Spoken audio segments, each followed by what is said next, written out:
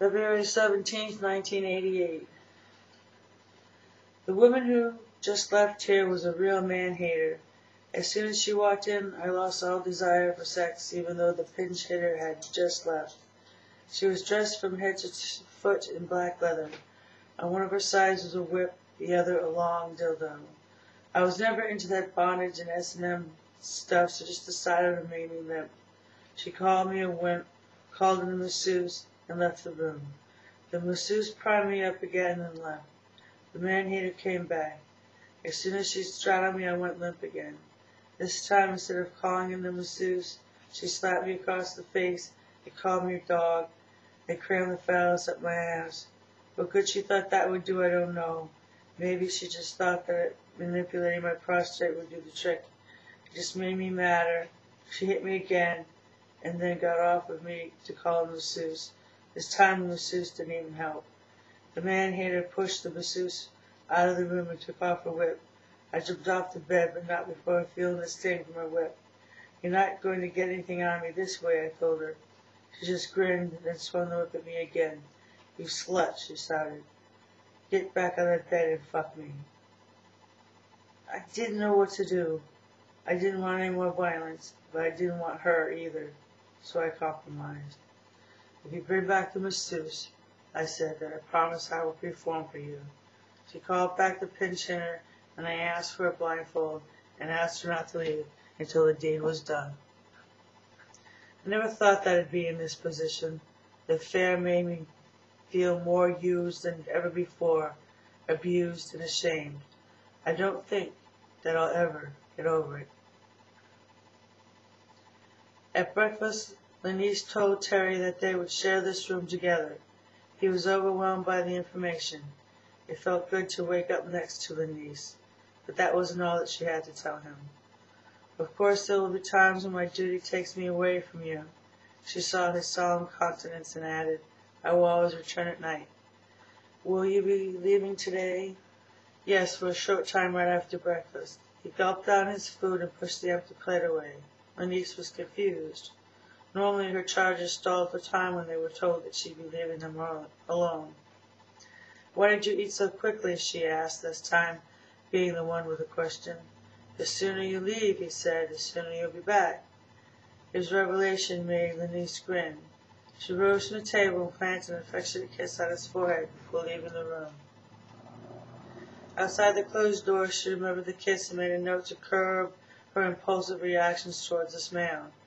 Returning to her private chamber, she found that the shawl was still there, though it lay crumpled in a heap upon the rocker. She swore that she'd folded it and placed it there. Walking over to it, her feet stamped a path into the carpet near her dinette. She stooped down. The carpet was damp. She rose and looked at the table.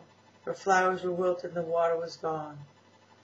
Thoughts spinning, hands trembling, she went to her computer to send a message to the council. Someone had obviously been in her chambers, someone other than the cleaning matrix, where she'd never leave wilted flowers in the vase, the carpet wet. Before sending the note, she checked her messages, the previous day's log, and her reminders for the day, just as she normally would, remaining mindful of the fact that the computer stamped times to every transaction that she made. While taking her fertility pill, she rehearsed her message. Confident with the words that she chose, she punched in Xantoc's code and typed. Illustrious Council, greetings to you all. I trust that the Holy Mother Matrix has blessed you with a day as beautiful as the one that we're enjoying here in Nision. The goddess is radiating in glorious splendor, reviving me after a night of indoctrination. Yesterday's journey to Xantoc made my preparations for intercourse procedure a hurried experience. It was while leaving for my 12 o'clock appointment that I discovered that your runner had retrieved the shawl as you had requested. I thought that I left it in clear view, though as I think about it now, I should have left it with my assistant. As logging reminders to myself about the shawl and other duties had made me late, I don't believe that I was thinking clearly. Therefore, please accept my apologies. Upon reading this, I trust that you respond as to what my orders are regarding the garment. With a clearer mind, I await your orders, Lenise. Her screen blipped and then words foamed across it. Absent-minded Lenise, greetings to you. Our advice for after a night of indoctrination is a cup of purple passion. Remember, your duty isn't over with only one interlude. None of us here envy your sore loins. As to the shawl, we discussed its unimportance after you left, it clearly being a token from a daughter to a queen. We also feel the need to apologize for causing you to worry by our not contacting you with our decision. Mother Matrix knows you've enough to worry about.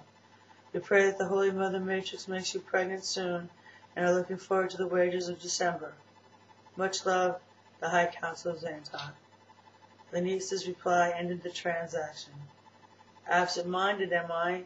Well, we shall see what a long memory I have by proving such with the arrival at the wages. All of your fondest dishes will await you. Until then, Lenice. Her sigh of relief was felt throughout the castle, though its recipients believed it to be a summer's breeze. She didn't entirely believe the council did not hold her suspect, as they had waited for her to bring up the subject of the shawl. Clearing her mind with the first of 3 cigarettes, she decided that, though the council remained leery, they had always been skeptical, and would remain doubtful of her even if she were innocent. Relieving that worry created another. If the council's runner didn't upset the vase, she asked her smoke rings. Then who did? March 30th, 1988. No amount of Dilaudid can kill this pain. My life has no meaning. I've probably fathered a slew of children, that's my purpose.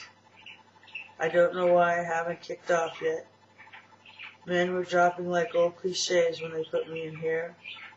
I suppose there's a few of us left.